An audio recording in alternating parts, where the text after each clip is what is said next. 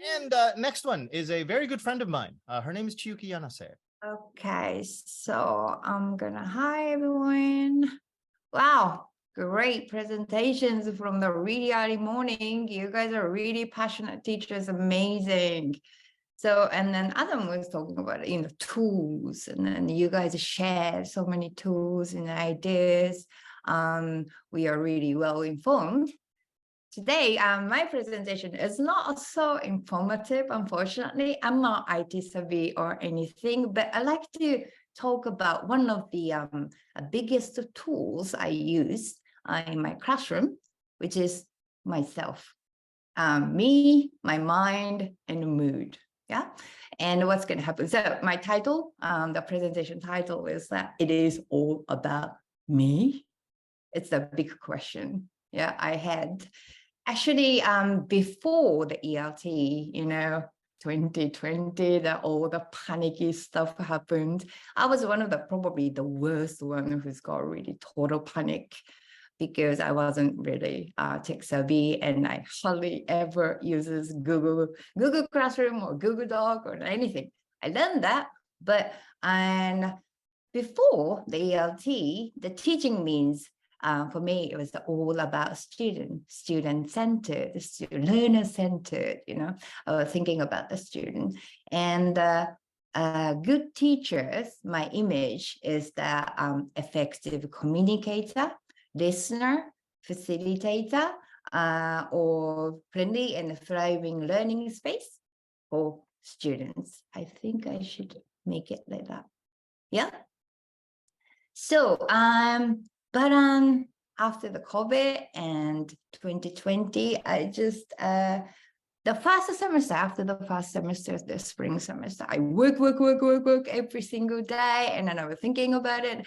I even dream about my classes. And after that, I just had a really, really bad burnout. And I had a very, very first panic attack. I was like, oh, am I dying? No, I wasn't dying. But yeah, that was really a big shock for me. Yeah. I've never had any burnout before. So I was basically enjoying my teaching. And then I thought, it's going to happen. It's going to continue the rest of my life. But it didn't. So the pandemic has changed the world, including my world and my perspective towards teaching. So, and before I'm going to talk about, there's always hope. There's a kind of a message, the language teacher's role. Maybe I'll remind you some of your roles, yeah? And the first one, instructing students, of course, proper and English, like a grammar, vocabulary building, pronunciation, communication skills, and sometimes social skills, yeah, as you know, and cultural knowledge and reading and writing literacy skills. We have to do that. That's a lot, actually. And course design, gradings. Have you already finished gradings? I just have done it, the last one this morning. Okay, anyway.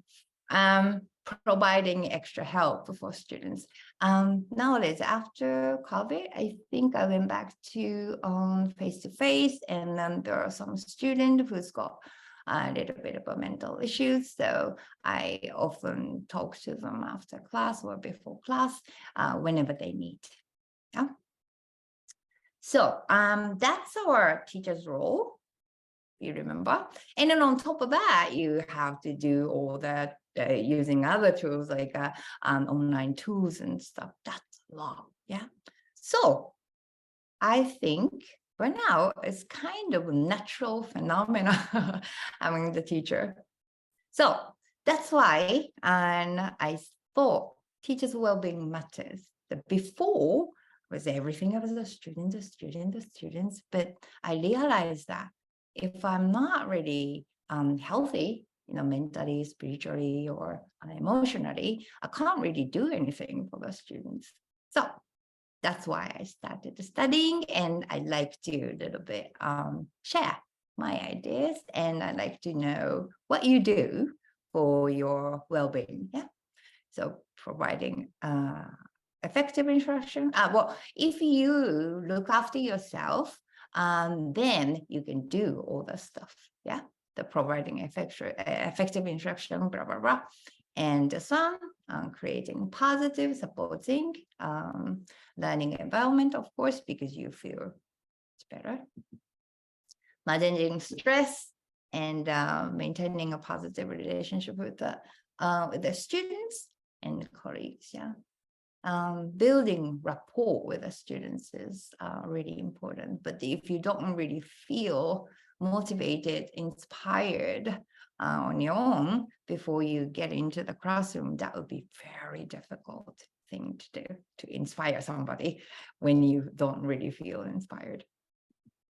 So, and also another research shows that the teacher well-being is positively associated with the student achievement and success. It makes sense, right? Because once students are motivated and then inspired by the teacher, of course, the outcome might be better.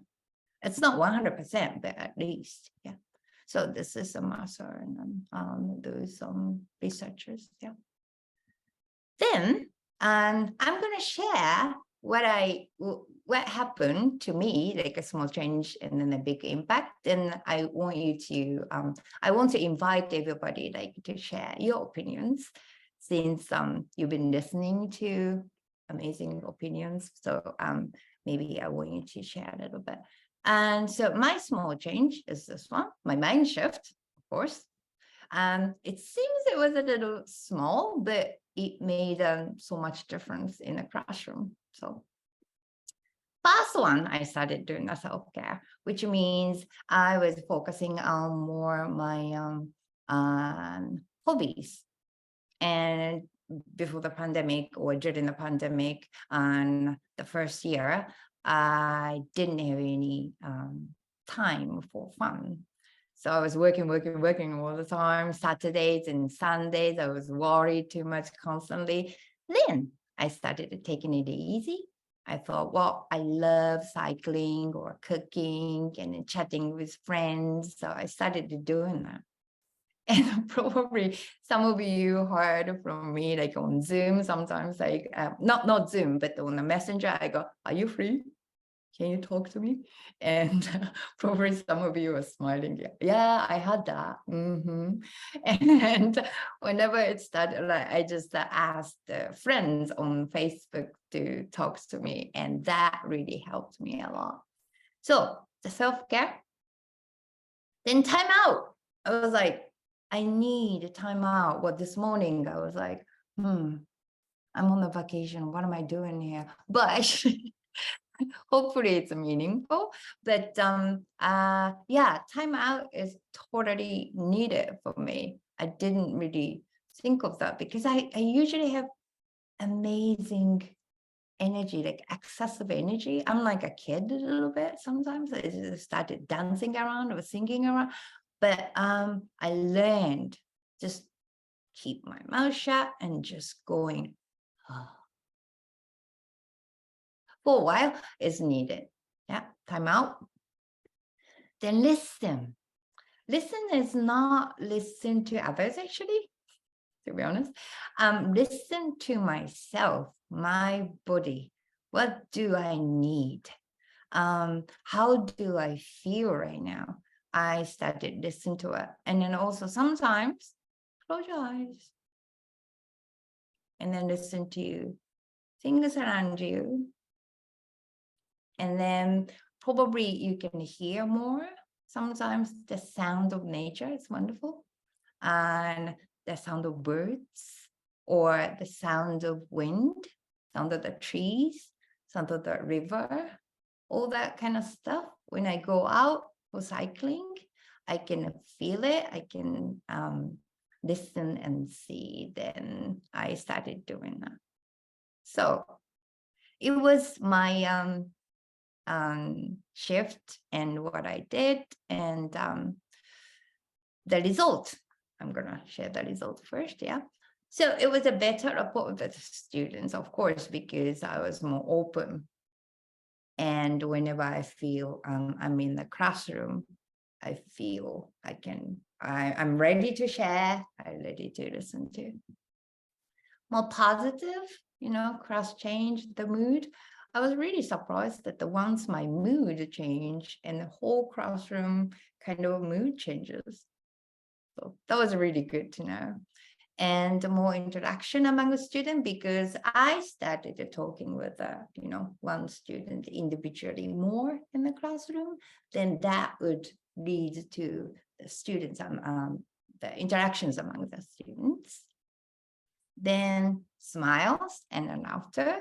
Yeah, somebody already talked about the importance of humor, more smiles and the laughters. And I'm not very good at jokes, or I'm not a natural comedian or anything. But yeah, when I smile, and then the students naturally smiles. Yeah.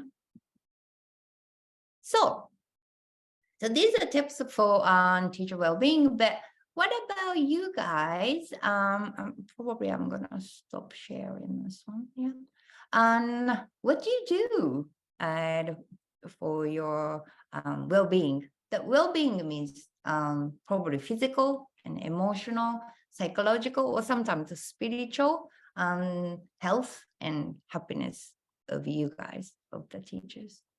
So could you share? Okay. Not necessarily a tip on teacher well-being, but one of your earlier slides made me think of something that I occasionally think about by myself, but it was a good point for you to say it, about how your students' moods can affect your mood, which then becomes a positive action cycle.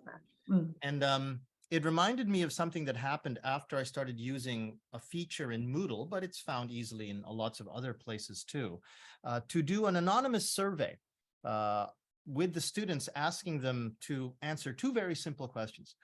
What did you like about the class? And two, what would you like to improve about the class? And the big difference between that and a normal class survey that comes from the university, or even from yourself if you do such a thing, is that if it's anonymous, they actually feel, I think, that it's possible to say their true opinions. But where that's important is that I think a lot of teachers will start to get a little bit down on themselves because they think they look across the room at their class, especially with all of these masks on.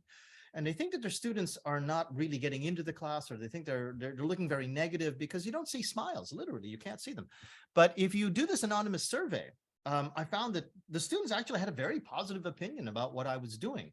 And it made me think, oh, I can't actually see on their faces that they're very positive, but at least according to this anonymous survey, they're saying they really enjoyed it. And maybe if you're feeling like your students aren't getting into what you're doing, you can get a bit of a surprise if you ask just two very simple questions. What did you like? What didn't you like? And it's phrased as, what did you like? And what would you improve? And I asked them to answer in Japanese too, so they could be even more honest. That might help you see that your students actually are enjoying your class. And there are a few comments in the chat. You can probably read them, but I can read them for you. But others, if you want to just even provide your comments, I think that's what you can open up your cameras and your microphones. Sorry. Anybody? Hi, Stacy. Hi. Could you share what you do, girl? Yeah, I could. Yeah, no, this tool is so important. Digital and technology tools for teaching are really important, but if the teacher doesn't feel well, it's really hard to be effective and be honoring yourself and others. So yeah, I just in the chat laughing. I agree with Mary. Walking, taking pictures in nature, those things help. I think whatever it takes for people to feel good. We all have different skills and assets. So I guess the answer is up to the individual teacher. So, and then building a teachers community. Thank you, you guys. Like OTJ and then this kind of stuff is really, really important, I think, to boost everybody's well-being. You can rant or you can share lots of ideas, and then that's what we need. Yeah. Thank you, Stacy. And Stacy is one of the my playmate. nowadays. That's We have so much fun, don't we? I just had a huge image of you two in a playpen throwing a ball to each other. We I could. agree. We played in a park, and then we do, so many stuff, and then dancing around, and that made me feel so motivated, and then rejuvenated. And that's what I need all the time. For the weekends or something.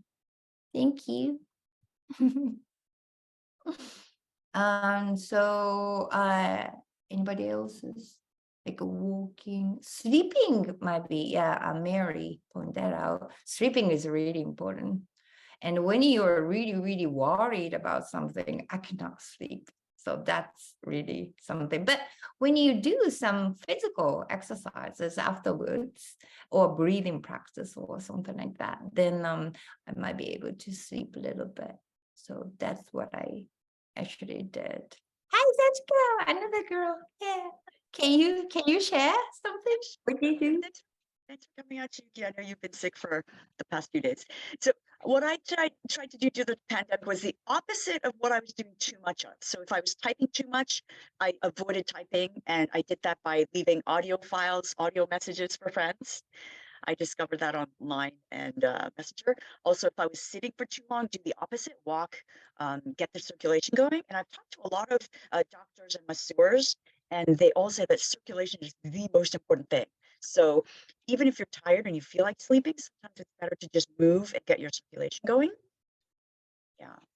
So kind of like balance out your whole entire life. Like how many hours, if I'm spending too much time sitting, then balance it out. That's what I was kind of cautious of during the pandemic.